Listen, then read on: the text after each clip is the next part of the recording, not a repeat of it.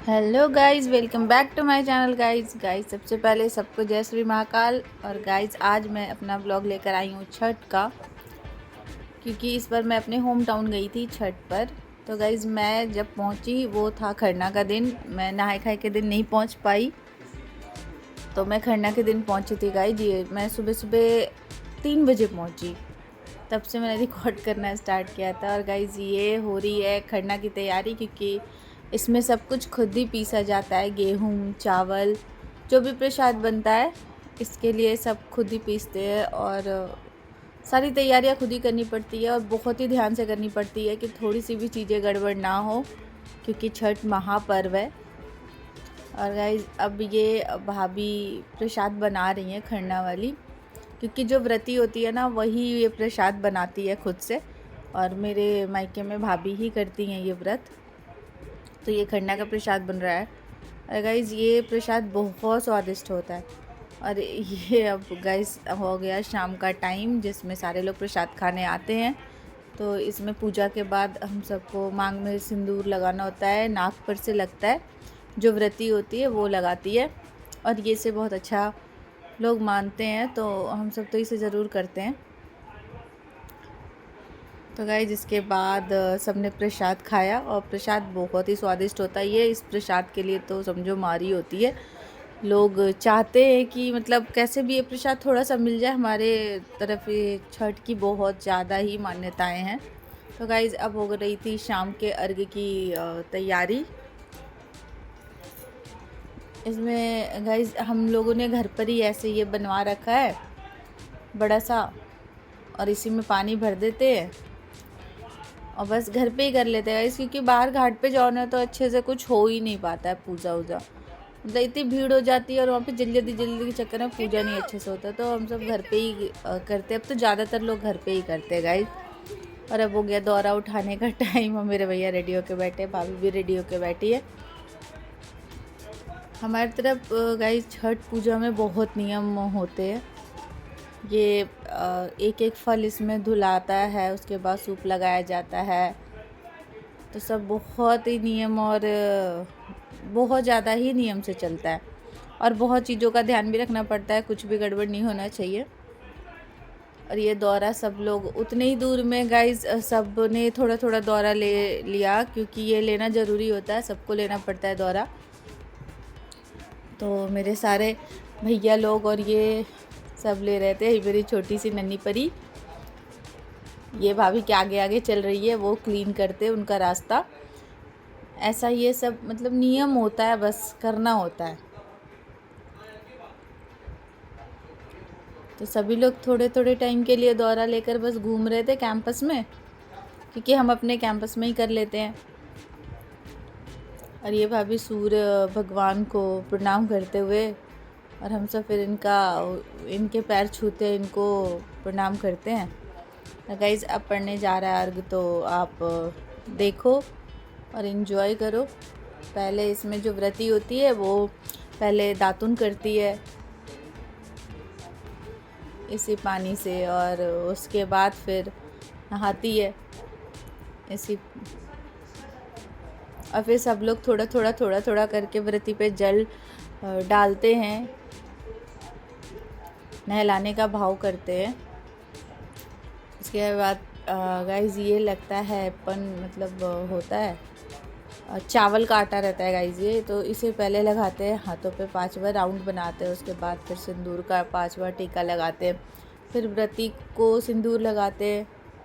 उसके बाद फिर इसमें सूप रखाता है, उसके बाद फिर अर्घ पड़ता है गाइस। और फिर जितने लोगों ने सूप दिया अपना अपना लगाने को, फिर उन्हें बारी बारी से वो सूप आंचल में लेना रहता है। तो गाइस मैं भी अपना सूप लगवाती हूँ यहाँ पे अपने मायके में, क्योंकि यहीं पे लग जाता है तो ठीक रहता है। जितनी सुहागनें होती हैं, मतलब सुहागनें सभी लोग मांग टिक सकते हैं व्रती का, इसमें कोई प्रॉब्लम नहीं होती है। तो बस अब आप देखो, अब अर्घ पड़ने का टाइम हो चुका है, तो सभी लोग अर्घ दे रहे थे। गाइस इसमें 2 बार दूध से अर्घ पड़ता है, और 3 बार जल से पड़ता है, मतलब 5 बार पड़ता है अर्घ।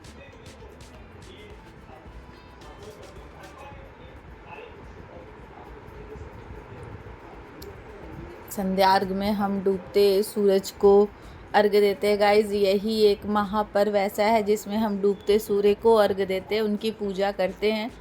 छठ को बहुत ही मान्यताओं वाला व्रत कहते हैं। तो ये गाइज है, ये मेरा सूप है तो इसलिए मैं इसे दे रही थी भाभी को। इसके बाद गाइज अर्घ पड़ने के बाद सभी लोग पैर धुलते हैं, जो व्रती होती है उनका पैर धुलते हैं, उनसे आशीर्वाद लेते हैं। तो हम सब लाइन में लगे थे क्योंकि हमारी फैमिली बहुत बड़ी है, तो हम सब लाइन में लगे थे पैर धुलने के लिए भाभी के। गाइज अब मेरे सारे भाई कर रहे हैं सुबह के अर्घ की तैयारी की घाट को फिर से एक बार और अच्छे से सजा दिया जाए। संध्या के लिए तो अलग से सजा रहा और अब सुबह के अर्घ के लिए अलग से सजेगा। और गाइज इस जल में गाइज गंगा जल भी डाला हुआ रहता है। ये जो मतलब पानी भरते हैं इसमें, और इसमें सीता कुंड का भी पानी रहता है, इसमें नदी से पानी लाकर डाला हुआ रहता है। और ये आ गया गाइज सुबह के अर्घ का टाइम। और हम लोगों ने गाइज खरना का प्रसाद वो सब बनाने में हम सब बहुत थक गए थे, पूरे वट लगी थी, बट छठ है। और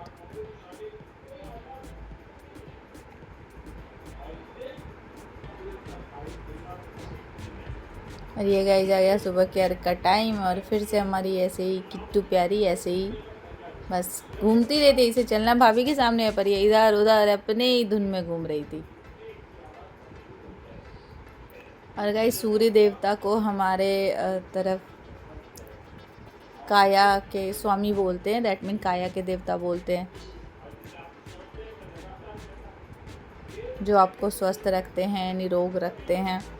तो इनकी पूजा अच्छे से करनी चाहिए। छठ पूजा में इन्हीं की पूजा होती है, छठी मैया की पूजा होती है। लोग बहुत ज़्यादा ही व्रत बहुत ही अच्छे से करना होता है गाइस। नियम थोड़े से होते हैं इसमें, मगर इसमें बहुत मज़ा आता है।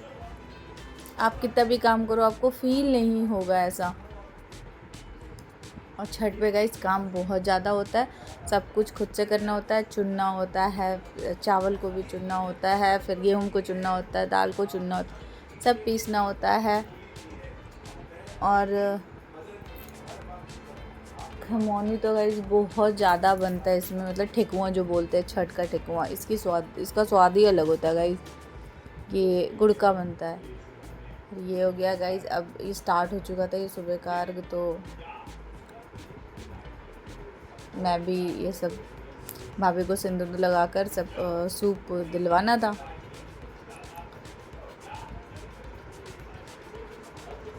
और गाइस बहुत मज़ा आता है इसमें, सच में मैं बोल रही हूँ। मतलब बिहार छठ पूजा के लिए जाना जाता है, बिहार की तरह छठ पूजा शायद ही कहीं होती हो।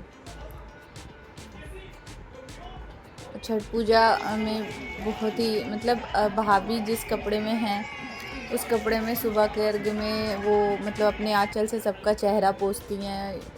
ऐसा लोग बोलते हैं कि लोग निरोग हो जाते हैं। जो व्रती होती है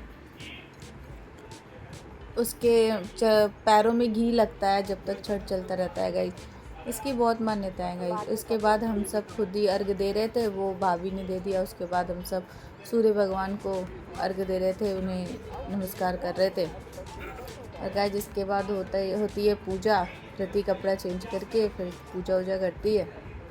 इसी के साथ